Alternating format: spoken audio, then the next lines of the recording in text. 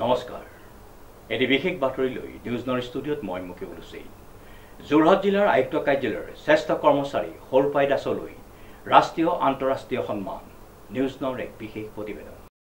যোৰহাট জিলাৰ আয়ুক্ত কাৰ্যালয়ৰ এজন চতুৰ্থ শ্ৰেণী কৰ্মচাৰী নাম সৰুপাই দাস কাকজান গৰুৱাল চুঙি গাঁৱৰ নিবাসী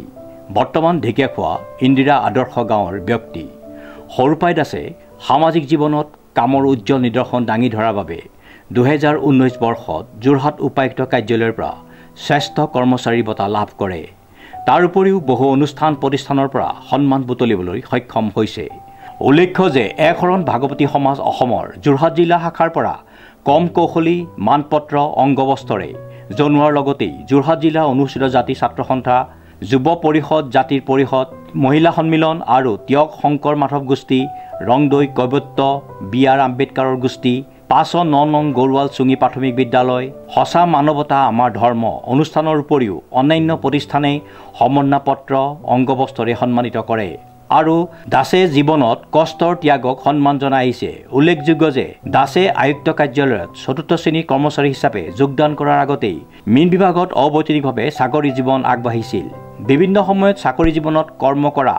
দাসে 2023 বৰ্ষত ভীমৰাও ৰামজী আম্বেদকাৰ বঁটা পাবলৈ সক্ষম হোৱাৰ উপৰিও 2024 বৰ্ষত এপ্ৰিল মাহত 11/4/2024 তাৰিখে ভাৰত ৰত্ন বাবা চাহেব আম্বেদকাৰ বঁটা লাভ কৰি অসমলৈ গৌৰৱ কঢ়িয়াই আনে চাকৰি জীৱনত সমাজত কাম কৰি ভাল পোৱা দাসে কোভিডৰ সময়ত 3খন গাঁৱৰ মাজত প্ৰায় 100 ঘৰ মানুহক